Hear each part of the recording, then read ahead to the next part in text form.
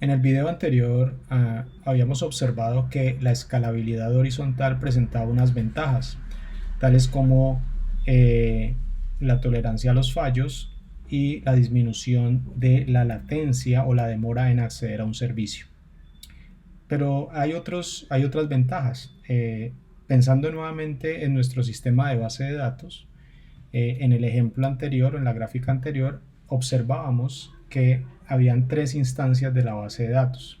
Entonces, nosotros podríamos definir que todas las instancias sean iguales, o como en el ejemplo que presentamos aquí, en esta gráfica que está a la derecha, tenemos una base de datos que actúa como una entidad primaria y las dos bases de datos adicionales entidades secundarias. ¿Esto qué quiere decir? Que esta entidad primaria es la que va a recibir operaciones de escritura. Cuando alguien quiere modificar un dato en una base de datos, entonces es esta base de datos primaria la que recibe esa actualización.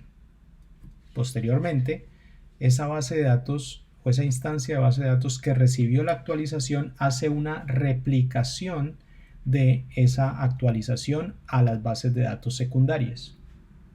Ahora, en este esquema que tenemos tres instancias de bases de datos, las preguntas o las consultas de lectura las pueden resolver cualquiera de las tres instancias. Puede ser la primaria o cualquiera de las dos secundarias, porque todas tienen la información. Sin embargo, cuando llega una operación de escritura, entonces quien recibe la operación de escritura es la instancia primaria y luego esa información de escritura se replica en las secundarias. Nuevamente, lo importante aquí son las lecturas y entonces la velocidad de respuesta a la hora de leer datos se incrementa por 3. Sin embargo, encontramos que este esquema en el cual tenemos una base de datos primaria que recibe las escrituras favorece la aparición de inconsistencias. ¿Y por qué? Cuando llega una solicitud de escritura, llega a esta base de datos y puede suceder que en ese momento alguien quiera leer algún dato que ha sido modificado recientemente y él le puede preguntar a cualquiera de las tres instancias. Digamos que se va a esta instancia de acá.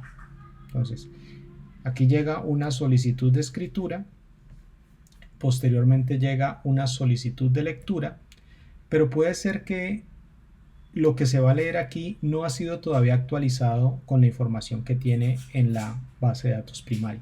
Entonces la información que se va a devolver de lectura es inconsistente, no está actualizada.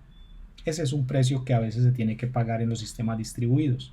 Cuando yo quiero tener este tipo de esquemas donde hay rápida información de respuesta para leer los datos, pero la actualización de la información nos va a tomar un poquito más de tiempo. Otra posibilidad no es tener, digamos, una copia exacta de nuestra base de datos en los diferentes módulos, sino que lo que nosotros podemos hacer es almacenar la información, digamos, por bloques.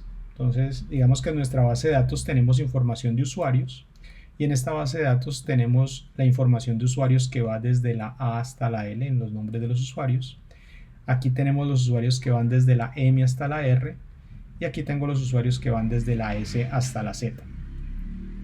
Cuando se hace ese tipo de particionamientos, entonces digamos que el sistema de base de datos que particiona la información o el servicio que hace la partición, él tiene que ser un poco inteligente para saber cómo va a asignar la información a las diferentes instancias de base de datos.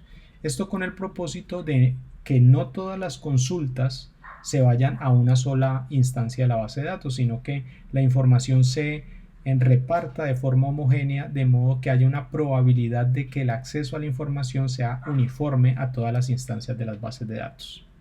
Sin embargo, esa nueva estructura de datos que nos va a permitir distribuir la información de manera homogénea, digamos que puede adiciona, digamos, una complejidad a mi sistema y está relacionado a la forma como clásicamente las bases de datos acceden a la información. En este caso, ya estamos diciendo que la información que está almacenada en la base de datos está particionado por una entidad externa a la base de datos, ¿sí? En este caso, digamos que hay un identificador, que es el nombre de usuario, en el cual se almacena la información pensando en el nombre del usuario, dónde ubico el usuario dependiendo de su nombre, en cuál instancia de base de datos. Pero puede ser que la base de datos, cuando haga una consulta, maneje otra estructura de datos para hacer una búsqueda eficiente, por ejemplo, el número de cédula del usuario.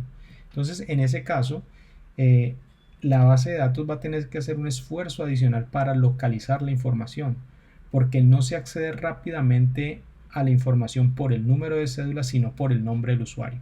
Si bien es cierto, tener el particionamiento de la información en diferentes instancias de base de datos, digamos, es interesante porque puedo distribuir de forma homogénea el acceso a la información, puede ser un poco complicado a la hora de hacer consultas sofisticadas utilizando esquemas de base de datos tipo SQL que conocemos regularmente.